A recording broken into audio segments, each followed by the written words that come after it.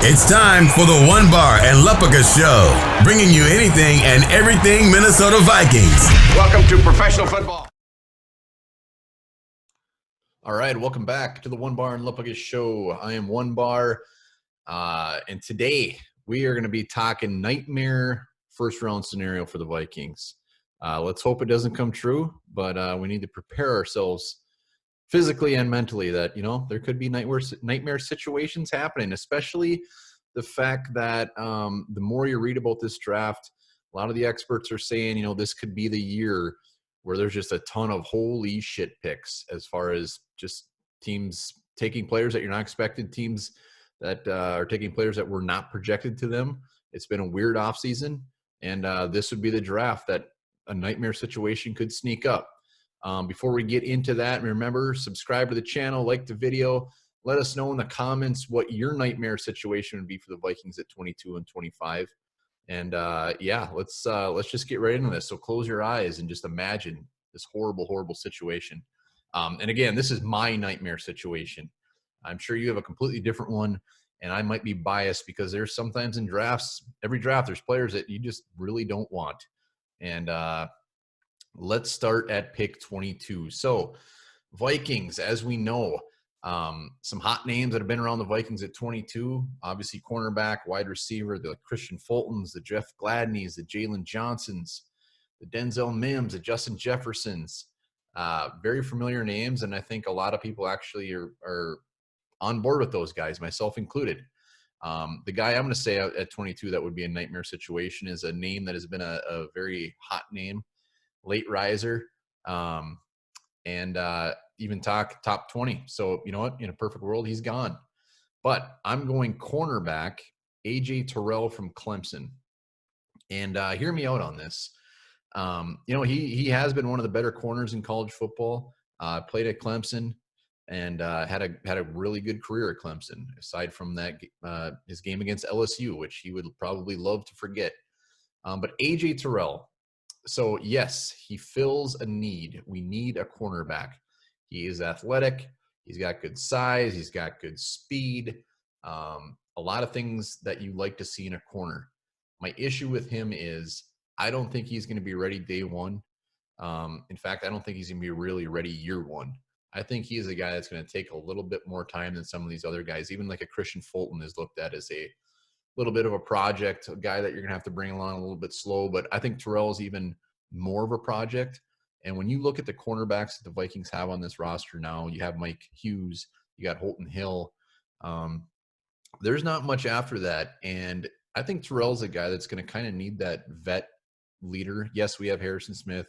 As of now, we have Anthony Harris. But he's going to need somebody to take him under his wing at corner and really make sure that he's set up to succeed. And I think the Vikings, with the cornerback in round one, I'm hoping they look at more of a guy that's ready day one.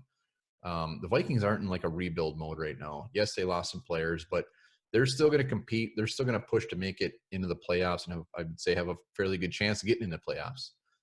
Getting a guy that's ready day one, like a Jeff Gladney, like even a Jalen Johnson, are going to be ready to perform. They're going to be ready to contribute right out of the gates. Where Terrell, maybe he's a number 3, maybe he's even a number 4 on a team that really isn't stacked at corner. So long-term, Terrell could be the best damn corner in this draft. But I think it's going to be 2-3 years down the road. And no, he won't be the best corner. But I think he could, when you look at that group of second-tier corners down the road, long-term, he might be there. But I'm not looking long-term. I'm looking for a guy that comes in, he's ready, still has enough potential to get you excited. We're not going to take some turd that's just ready day one to make some plays. Jeff Gladney, Christian Fulton, those guys are going to be pretty damn good too. But I think long-term potential, Terrell is very exciting for some teams. I'm really hoping a team like the Raiders or somebody just falls in love with him and he's gone by pick 22 and I don't have to worry about it. Because if he's on the board and we take him, I just don't know what he's going to do as a rookie. And I want to win right now. And I just don't see him offering that. What you see when you read about this guy quite a bit, and you see it on the field as well, is there's people that are more worried that he's a better athlete than a football player. We see it every draft. Some of those guys pan out to be fantastic football players.